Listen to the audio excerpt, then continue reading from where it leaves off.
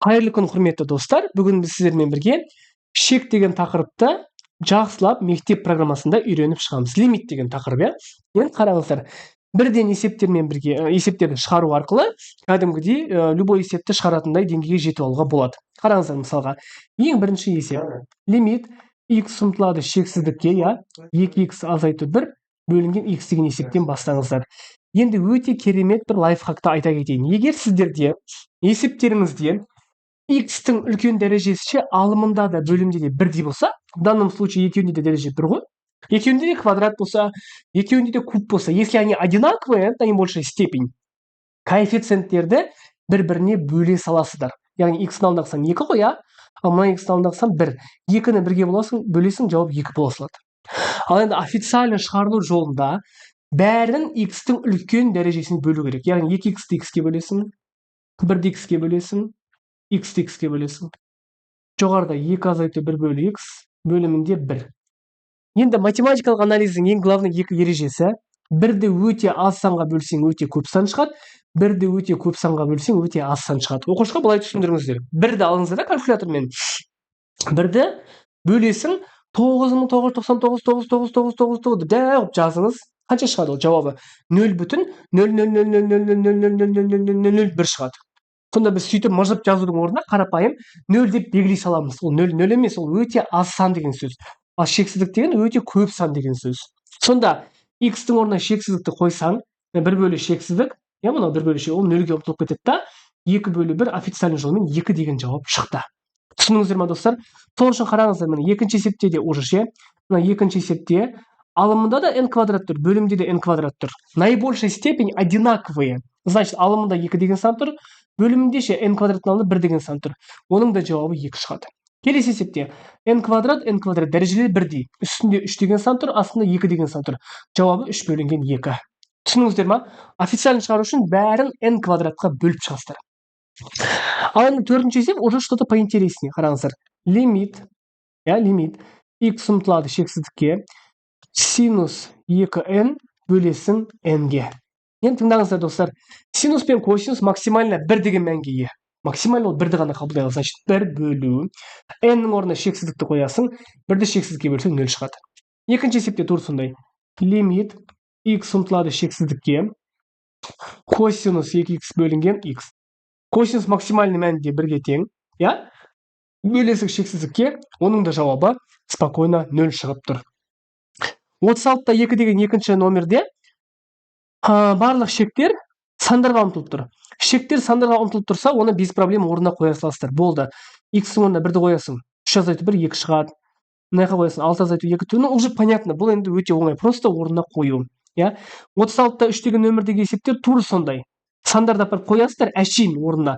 И сан шығады, белгілі бар, соны белгілей саласыздар. Бұлар түкте қиын емес. Тағы да 36-та 4-те тура сондай есеп. 36-та 5 тура сондай есеп, достар. Міне. Просто А-ның орнына 2-ні қойып шығасыздар әшейін. Түсініңіздер ма? Функцияға 2-ні қойып шығасыздар. Вот. Мына жаққа да 2-ні қойып. Болды ғой, әшейін орнына есептеп, b-ға тең болатын дәлелде деп тұр әшейін. Яғни функцияларға А тең 2 деген қойып шығасыздар, бұның мәндері сәйкесінше шығып отырады. Мынау ше, достар, мынау да тура сондай есеп. 36-та 6 тура сондай есеп. Яғни лимиттің санға ұмтылатын есептері А тобындағы. Ол просто орнына қою болды, бар болғаны сол. Біз лучше более поинтересный есептермен айналысайық. Вот, мысалға мынандай қараңыздар. Лимит x ұмтылады шексіздікке, я, қараңыздар. 2 азайту түбір асты x квадрат минус 1 бөлесің x-ке. В принципе, бұл да шексіздікке ұмтылып, бұл да қиын емес, я? Тура сондай.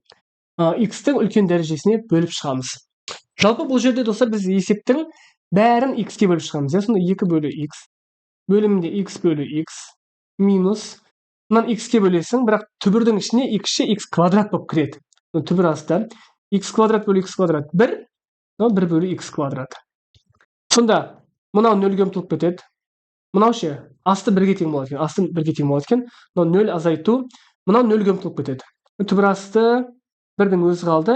Сонда жауап бар болған минус 1 шыға салады екен. Ешқандай қиындығы жоқ. Тоқса мына екінші есепті сіздер тура солай шығаруларыңызға болады. Мен үшінші есеп шығарайын. Лимит x ұмтылады шексіздікке, я, арктангенс қараңыздар, арктангенс x бөлінген x-ке. Енді астына шексіздік қоясың.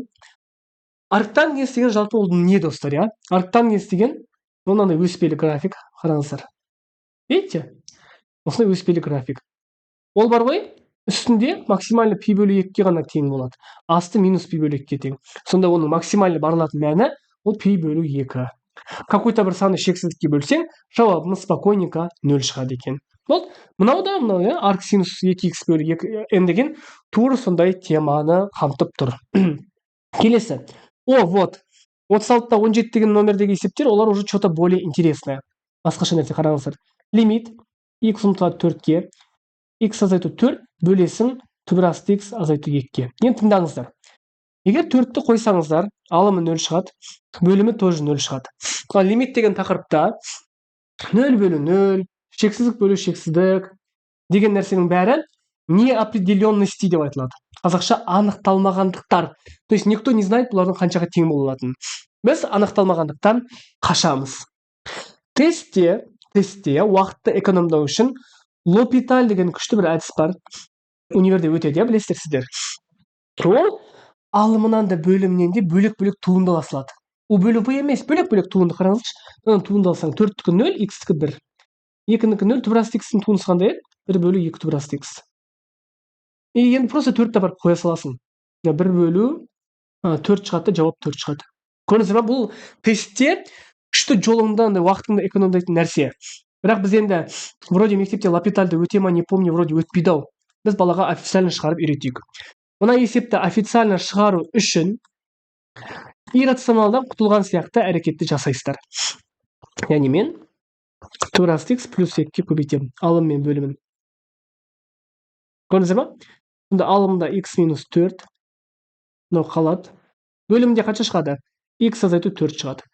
Мынау қысқарып кетеді да, түбірасты x плюс 2. 4-ті әкеп қойсаңыздар, тура бағанағы 4 деген жауапқа қайтадан келесіздер. Яғни мына 36-та 17 деген номердегі есептің бар ғой, мынаның бәрі солай шығады. Так что сіз мынаны уже сіздер без проблем шығара аласыздар. Мен лучше астындағы 4, 5, 6-ны көрсетейін, я? Сейчас это удалю. Так, 4, 5, 6-ны көрсетейін. Сонымен 4-ші есеп. Лимит x ұмтылады 1-ге. X квадрат минус 3x плюс 2 бөлесің түбірасты x минус 1-ге. Қойсаң, явно анықталмағандық шығады, я? Ветпен, дискриминантпен түбірлері 2 мен 1, x минус 2, x минус 1 деп жіктеледі. Дұрыс қояды, достар? Вот. Бөлесің. Так, түбірасты x минус 1-ге иррационалдан құтыламыз, я? Түбірасты x плюс 1, түбірасты x плюс 1. Сонда астына x минус 1 болады ғой, оны 2 қысқарып кетеді полностью. x минус 2, түбірасты x плюс 1. Бірді қоямын. Минус 1 көбейту 2, жауап минус 2 шығады. Енді тура соны L'Hopitalмен шығарамыз, кеттік.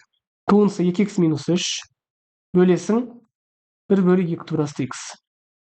Бөлімінде 2-ден 1 шығайын деп тұр, яқа қойсаң минус 1 шығады. Бәрібір сол жауапқа қайттан келдік. Мынау L'Hopital. Алым мен бөлімнен бөлек-бөлек туындыны ала саласыздар.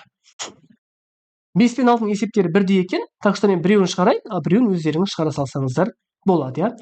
Давайте мысалы 6-ны шығара салайын. X квадрат минус 4 бөлі түбірасты 2x минус 3 минус 1. 2-ні апарып қойсаң, явно анықталмағандық шығып кетейін деп тұр. Значит, x минус 2, x плюс 2. Бөлім иррационалдан құтыламыз, я? Түбірасты 2x минус 3 минус 1-ге. Түбірасты 2x минус 3 плюс 1-ді көбейтеміз. Тура соны алымына да көбейтемін. Бөлімінде 2x минус 3 минус 1 болып кетеді. Точнее, астында сонда 2x минус 4. 2-ні шығарып жіберсең, x минус 2 шығады. Алымында x минус 2, x плюс 2, түбірасты 2x минус 3 плюс 1. Мына кетеді. Болды, енді қаншаға ұмтылып тұр еді? 2-ге 2-ні қойып шығамыз. 4, 2 бөлі 2. Жауап 4 шығады екен. L'Hopitalмен шығарамыз. 2x 4-дің туындысы 0, 1-дің туындысы 0. Мынаның туындысы 2 бөлі 2 түбірасты 2x минус 3 туындысы. Мына 2 мен 2 кетеді. Сонда 2-ні қойсаң 4 бөлі 1 бөлінген 2-ні қойсаң 1 шығады да, сол 4 деген жауап бәрібір соған келеді екенбіз. болды достар. Санды қойғанда анықталмағандық шығып қалса, лапитальмен шығарасыздар тесттен. Официальный жолмен шығару үшін тура иррационалдан құтылу деген есеп секілді шығара саласыздар. Ешқандай қиындығы жоқ. Опа. Уже енді все. Мына шектерді біз уже сіздермен түсініп алдық. Қалай шығаратынымызды. Енді уже бірінші тамаша шек деген формула. Синус x бөлінген x лимит x ұмтылатын 0-ге. Осы қатынас всегда бірге тең болады, достар. Запомните, тура осы қатынасты ше, былай жазсаңыздар да бәрібір. Ол да бір шығады. Наоборотынан жазсаңыздар да. Осының нелері бар? Салдарлары дегенше, тангенс x бөлі x-ің тоже сондай болады. Если поменяешь, конечно, тура сондай болады. Және арксинус x бөлі x болса да сондай болады бұл ше. Даже арктангенс болса да. Осындай салдарлар бар. Осы қасиеттерді ұмытпасаңыздар, мына есептерді уже без проблем спокойно шығаруға болады. Енді бірінші кішкене бар ғой. Я хотел с легких начать более-менее. Мына кітапты сразу күрделісінен бастап кетті. Давайте бірінші мына есептерді көрсетіп алайын сіздерге, мына есептерді. Сосын аяққа жайлап ораламыз мына кітаптағы есептерге. Енді бірінші тамаша шекке есептер. Мысалға мына бірінші есеп. Енді тыңдаңыздар, достар. Жалпы мынаны сіздерге түсіну керек. Синус 3x бөлінген 5x деген есепке тамаша шекке келу үшін, маған мына синус 3x болып тұр ғой, бөлімінде тура сондай 3x болу керек. Значит, мен арасына көбейтуішті тығыз жіберем. Сол көбейтуішті қайттан алымына жазам. Жоқ жерден 3-ті жаздым ба, қайттан жоқ жерге 3-ті көшірем. Сонда мыналар, мына 5-ті не включай, мына екеуі бар ғой. Синус 3x бөлі 3x деген бағанағы формула бойынша 1-ді беріп кетеді, 1-ді. Сонда жауап алдында 3 қалды, астында 5 қалды, жауап 5-тен 3 болады. Еще лучше лайфхак, тыңдаңыздар, достар. Синус альфа x бөлінген бета x лимит x ұмтылатын 0-ге деген есепті көрсеңіздер, оның жауабы автоматически альфа бөлі бета деп жазып жіберсеңіздер болады.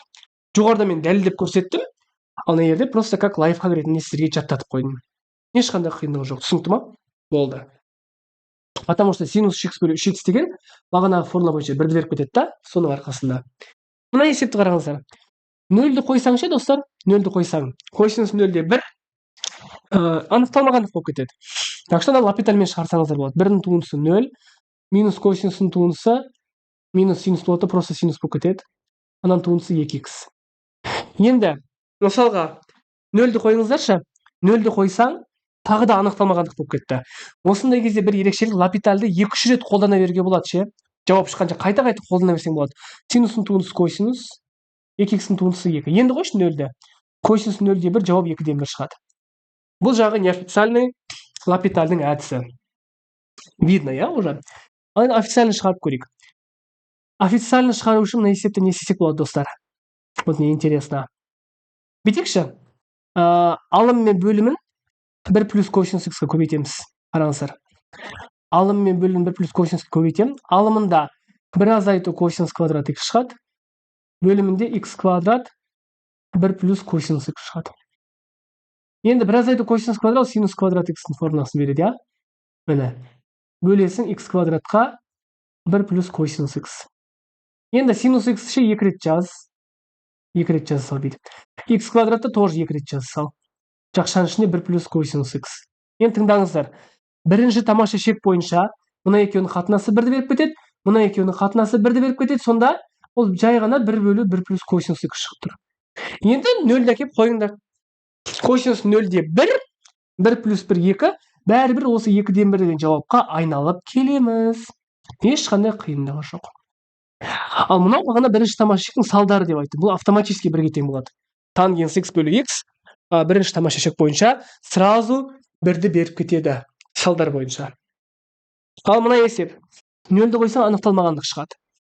Лапитальмен шығаруды өздеріңіз үйрендіңіздер, мен қайта-қайта көрсетпеймін, түсінікті ғой уже. Енді бұны официальный шығару үшін мен косинус альфа минус косинус беттаның формуласын қолданам. Минус 2 синус альфа плюс бетта бөлі 2 2x болады. Сосын альфа x-тен 3x алсам минус 2x, 2-ге бөлем просто x қалады. Минус пен минус бірін жойып жібереді. Бөлесің x-ге. X квадратқа, извините. Енді 2 синус 2x көбейту синус x x'ті 2 рет бөліп жаз. Енді қараңыздар. Мына бірінші тамаша шек бойынша кетіп қалады. Мына 2x пен мынаны бірдей қылу үшін алдына 2 қоямын, и тағы 2 беремін мына жаққа. Что мына екеуі формула бойынша жоқ болып кетуі үшін, иә. Сонда жауап бар болғаны спокойно 4 деген жауап шыға салады екен. Вот и все. Ешқандай қиындық жоқ, достар.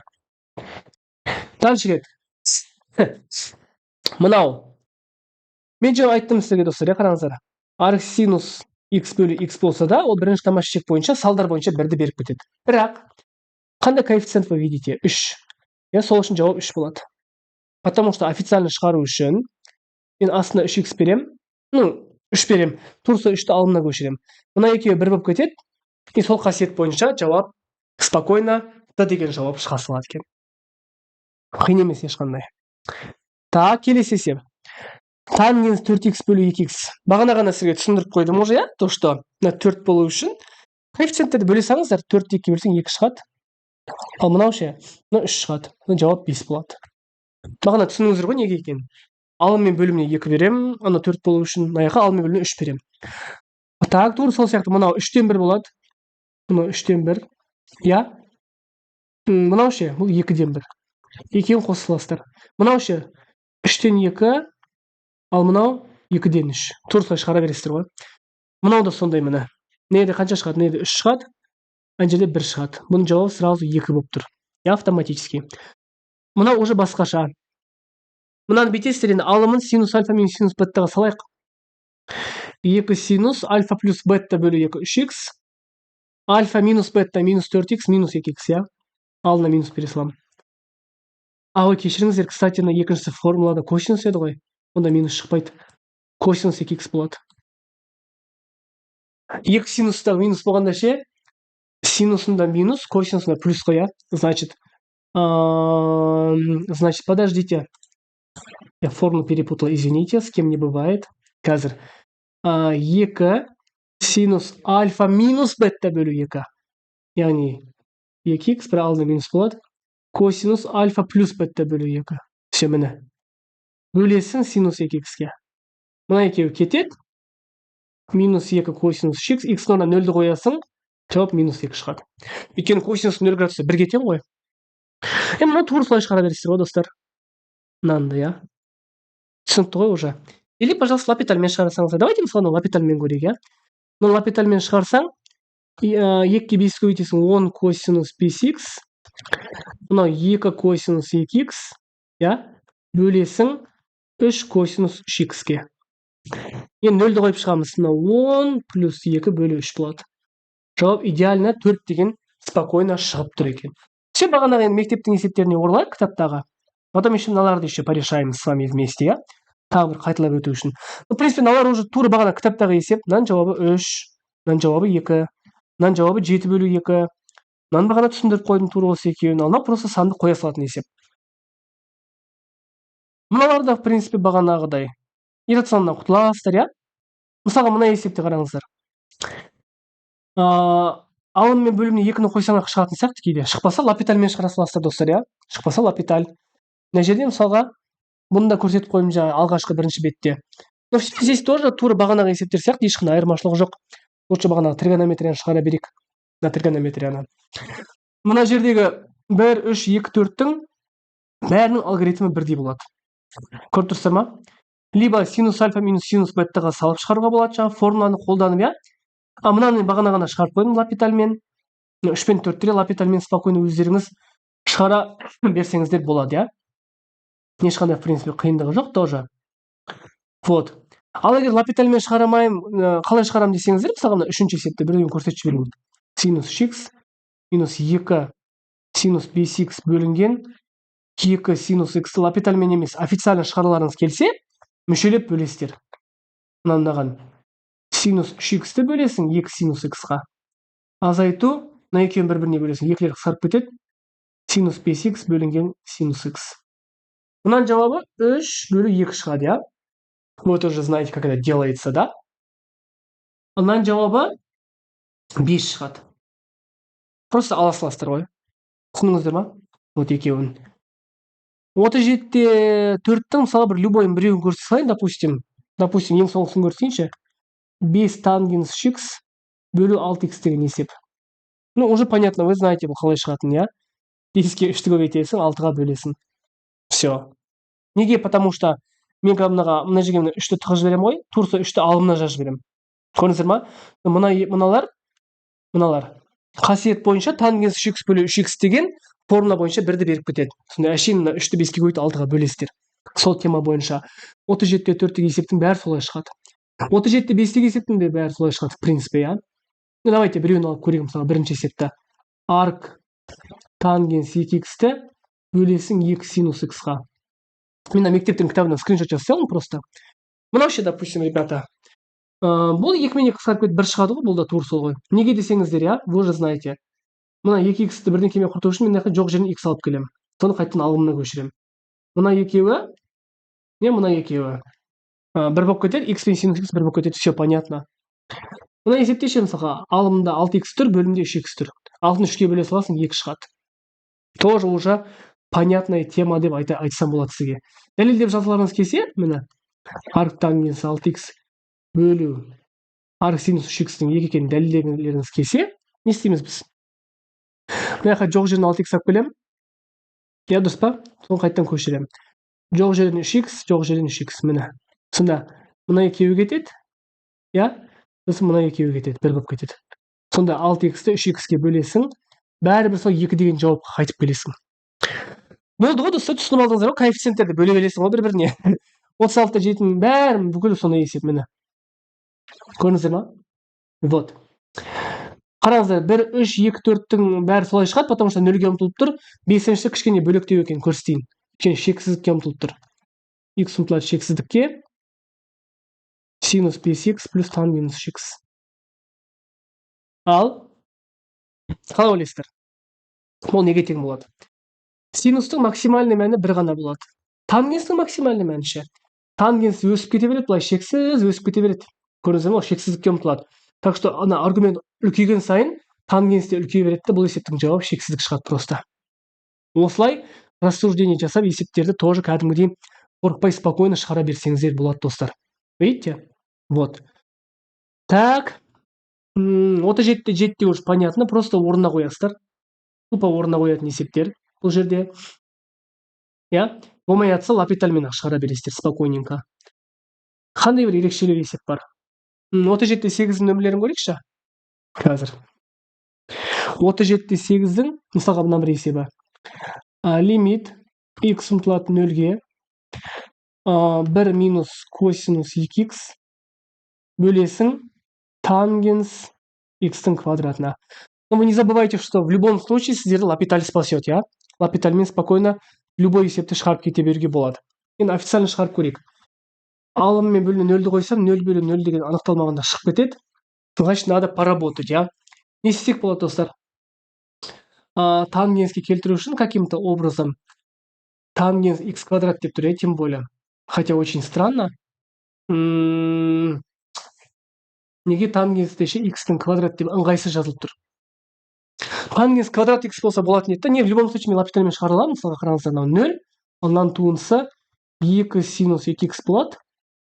Ал тангенс u-дың туындысы u' бөлу косинус квадрат, я? Значит, бұл 2х бөлу косинус квадрат x квадрат болады.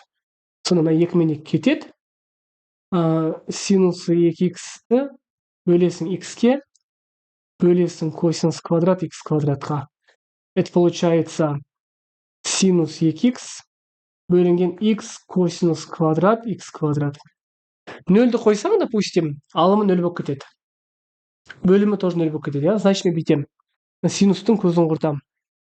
Вот так я могу сделать, да, посмотрите.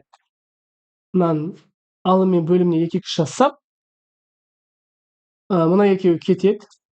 2 бөлу косинус квадрат x квадрат. Ну все, x-тің орнына мен 0-ді қоям.